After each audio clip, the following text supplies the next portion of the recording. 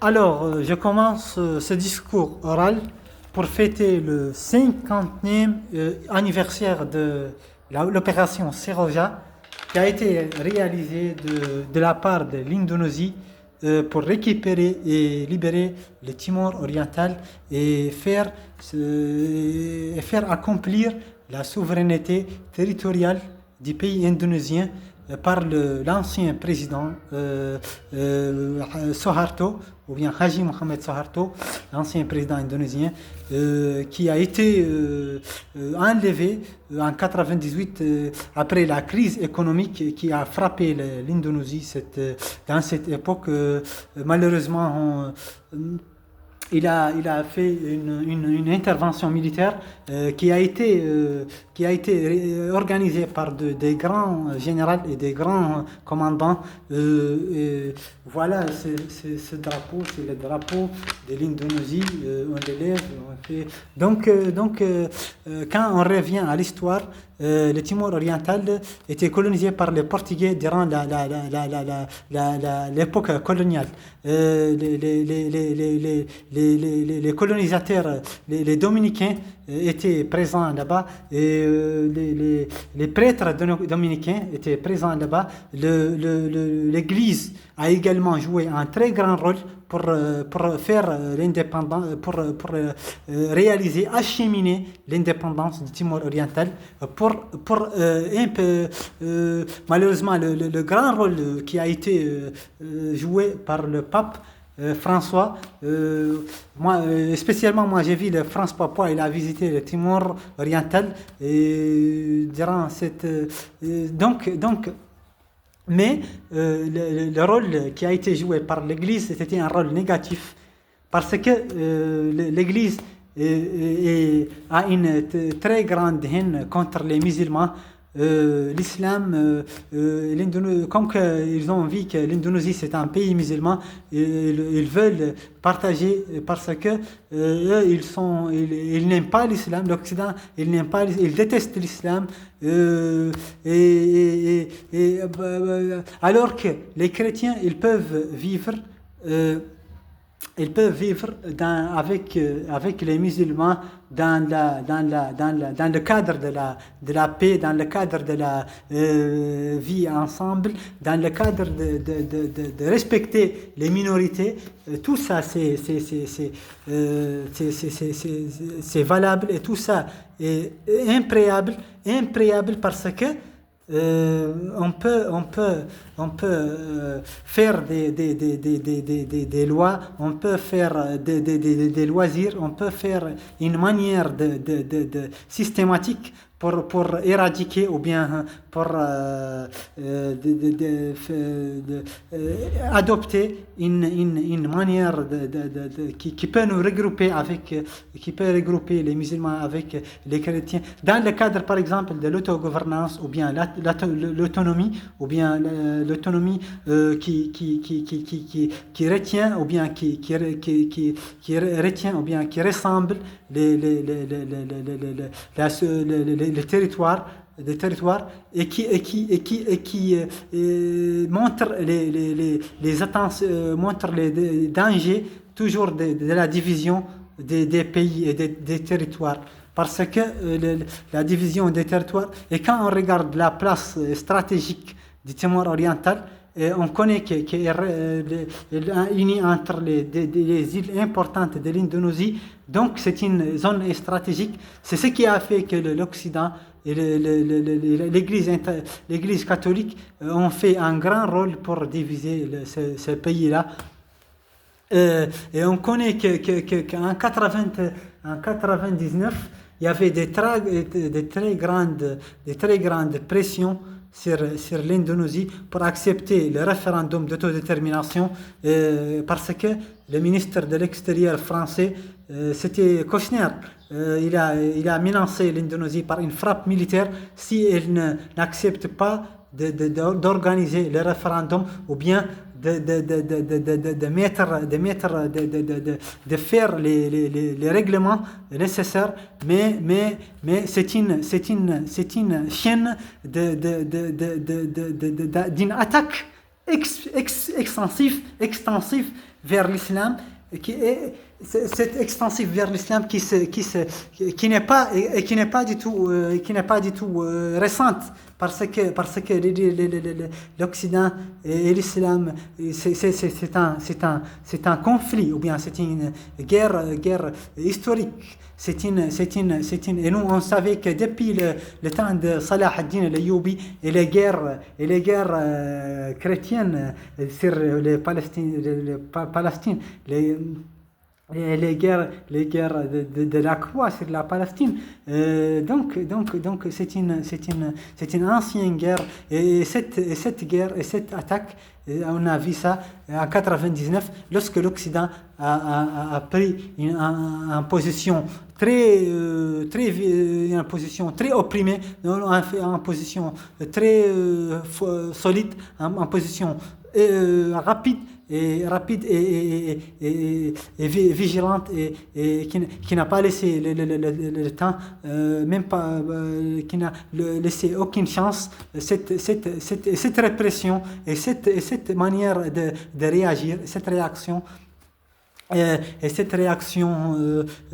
rapide montre vraiment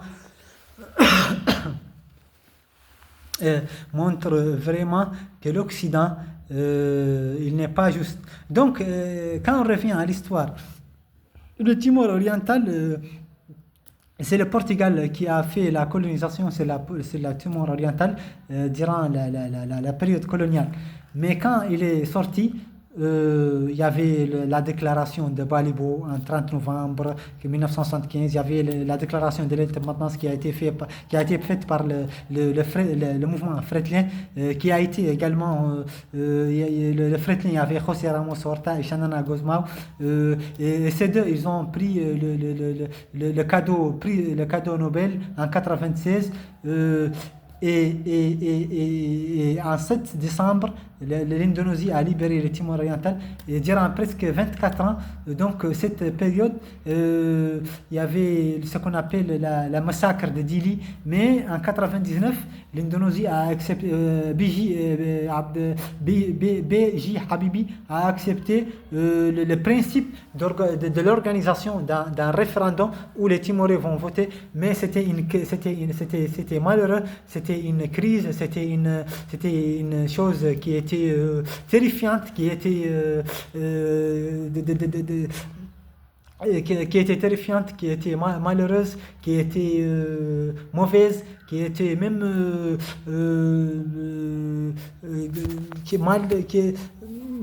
maléfique, c'est-à-dire c'était pas une bonne chose car il y avait une division de ce pays, l'Indonésie. Donc dans l'ensemble, cette crise-là, elle fait partie dans ce qu'on appelle la guerre froide. Mais je le dis et je le répète aussi, le rôle de l'Église catholique et le rôle de l'Occident était toujours négatif. L'Occident, il n'était pas sérieux dans cette crise. L'Occident, il est responsable. L'Occident et l'Église catholique, ils sont responsables de ce qui s'est passé et de ce qui est passé là-bas, parce que ils sont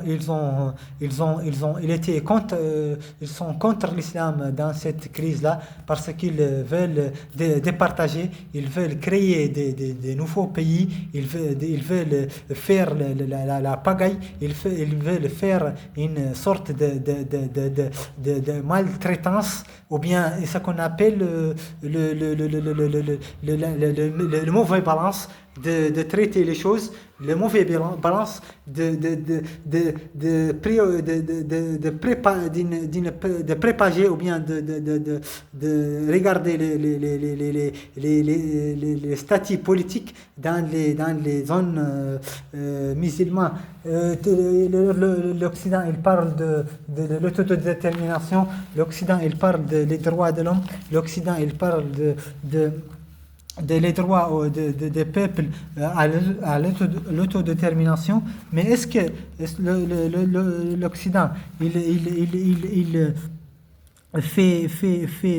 il pratique réellement ce qu'il dit? parce que je pense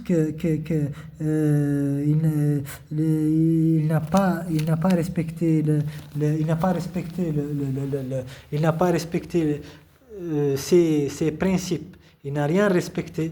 Il a divisé un grand pays. Il a divisé un grand pays. Et ça, c'est pas bon. Parce que il faut la division des pays, c'est une chose qui est mal, c'est une chose qui est très très très mauvaise, et on ne doit pas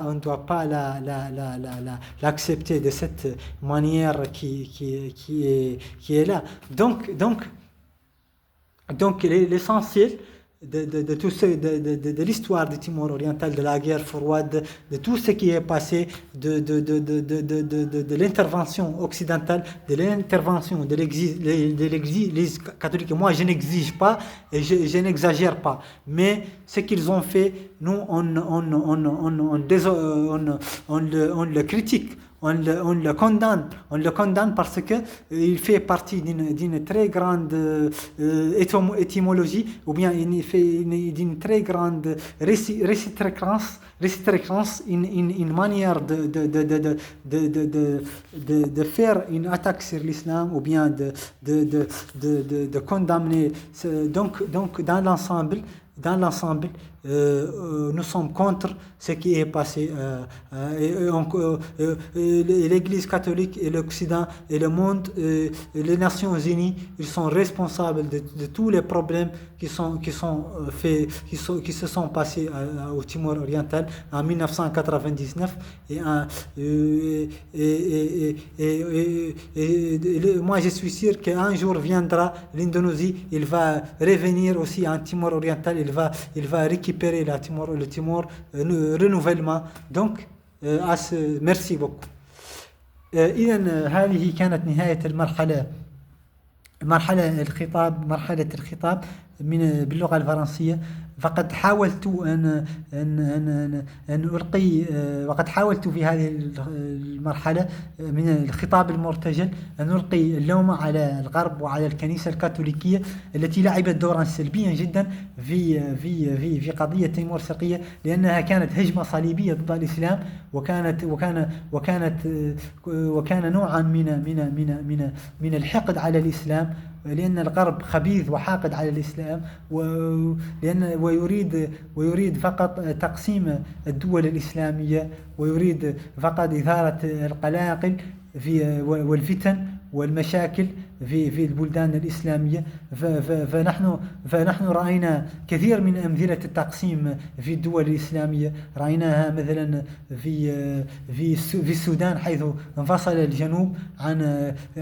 الجنوب عن الشمال، ورأينا في بنغلاديش حيث انفصلت أيضا عن باكستان، ورأينا أيضا سنغافورة أيضا انفصلت عن ماليزيا. لكن قضية سنغافورة قد تكون مختلفة، لأنه ماليزيا هي التي طردت سنغافورة من الاتحاد الذي كان بينهما. ورأينا أيضا الكيان الصهيوني يغرس في قلب الأمة العربية في فلسطين، وهذه القضية أيضا هي قضية أساسية، حيث أن قضية فلسطين أظهرت أن حيث هناك نفاق عند المجتمع الدولي، وهذا قاله الفلسطينيون أنفسهم، نفاق المجتمع الدولي حينما نظروا إلى قضية تيمور الشرقية، وجدوا أن هناك نفاق في طريقة تعامل المجتمع الدولي مع قضايا الأمة الإسلامية، وهذا أمر جوهري ولا بد من التنويه عليه ولا بد من ذكره.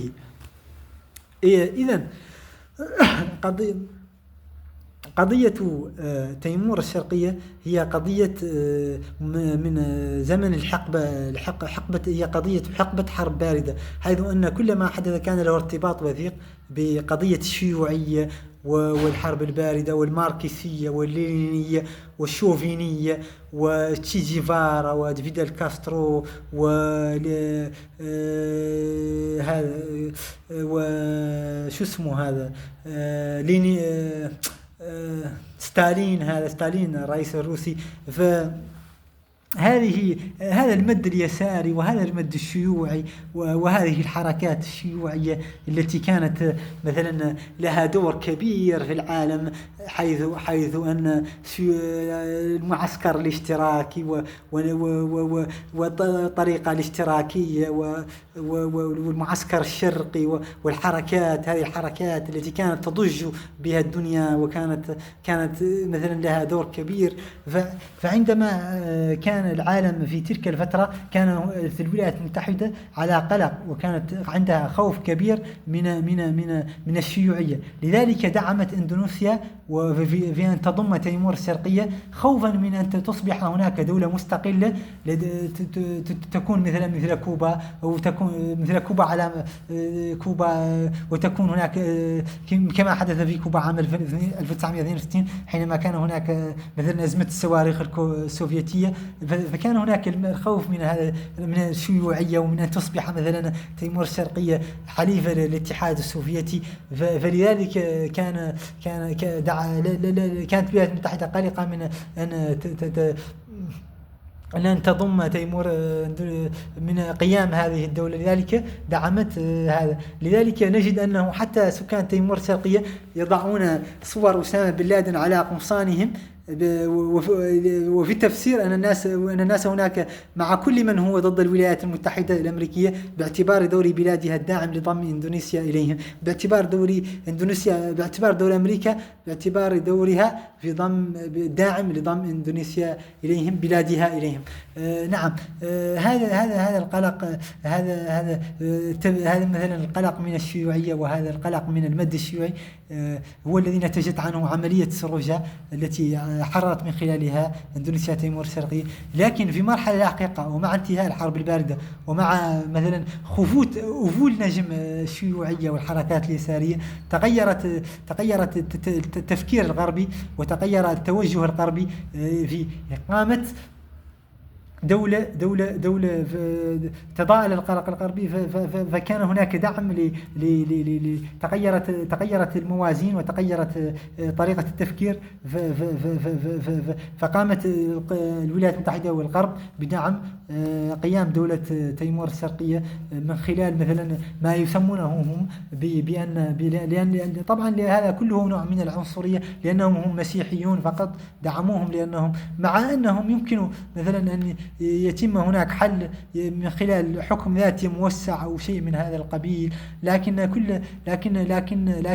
هذا هكذا هو الغرب، وهكذا لأن الغرب غير عادل، والغرب ولن ترضى عنك اليهود ولا النصارى، والغرب ليس صادق، والغرب فقط مجرد شعارات رنانة، وشعارات لا أساس لها من الصحة. والغرب أيضا يناقض نفسه، فكل الشعارات التي يرفعها هو لا يطبقها ولا يلتفت إليها. والغرب هو سبب كل المشاكل العالم، والغرب هو عدوه اللدود، والغرب والأمم المتحدة عدوه اللدود هو الإسلام.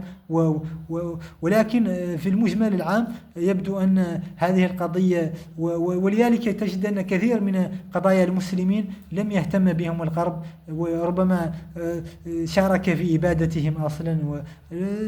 المهم أن مثل كشمير والشيشان وفلسطين. المهم أن قضية تيمور الشرقية كانت هي قضية حركات يسارية وقضية شيوعية، وأن كل ما حدث هو في إطار الهجمة الصليبية على الإسلام. وفعلا بعد 99 وبعد 2002 أصبحت تيمور الشرقية دولة عضو في الأمم المتحدة، وأصبحت دولة معترف بها دوليا. لكنني أنا على المستوى الشخصي لا أعترف بها، ولن أعترف بها أبدا، لأنني أعتبر أنها كانت جزء من البلدان الإسلامية. وعلى كل حال فيمكننا أن نجمع بشكل ملخص أن هذه القضية كانت من أهم القضايا التي كان فيها مثلا النظرة فضحت سياسة الكيل بمكملين التي تنتهجها الأمم المتحدة، والسياسة الغربية التي تنظر إلى الأمور من زاوية مثلا تقسيم، من زاوية ازدواجية المعايير التي هي مبدأ مقدس عند الغرب، مثلا التي مثلا يتعامل الغرب بها. فحتى عندما رأينا المسيحيين في فلسطين يقتلون، وقصفت إسرائيل كنيسة المهد في بيت لحم لم يغضب أحد ولم يتحرك أحد، ربما لأنهم لا يهتمون بالمسيحيين المشارقة ويهتمون بالمسيحيين الغربيين فقط. فالغرب عنصري ولن ترضى عنك اليهود ولا النصارى، وهكذا. فإننا في هذه المرحلة نصل إلى نهاية هذا الجزء من هذا الخطاب المسجل، وأعتقد بأن هذه كان حفل، والآن نعود ونرفع أيضا العلم من جديد لنؤكد أننا نحتفل هذه المرة بهذه الذكرى الرائعة، عملية سروجا. نخلد هذه العملية، نقول للعالم من جديد أن هذه القضية لن تنتهي، وأنها حتى ولو انفصلت تيمور الشرقية أنها ستعود يوما من الأيام من جديد إلى إندونيسيا، وأنها إندونيسيا وإن غابت أنها ستعود، وأنها ستضم تيمور من جديد، وأن هذه القضية تمرض ولا تموت، وأنها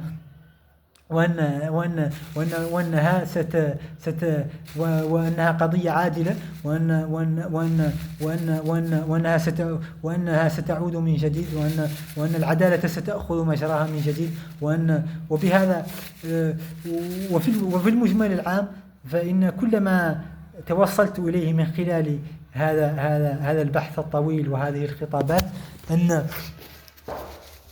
أن هناك حرب صليبية شوعاء على الإسلام، وأن الغرب هناك صراع بين المسلمين والمسيحيين، وأن هناك تحالفا بين المسيحيين واليهود، وأنهم ويريدون وأنهم وأن الغرب ضد الإسلام، وأنه يفكر بتفكير غير صحيح، وأنه عليه أن يراجع حساباته، وأن قضية تيمور الشرقية ما هي إلا إطار في هذا الإطار. ولذلك أقول قولي، ولذلك سأنهي هذه الفقرة وقضية رأينا، وهذا تعامل غير صحيح مع هذا هو ازدواجية المعايير. أقول قولي هذا واستغفر الله لي ولكم، والسلام عليكم.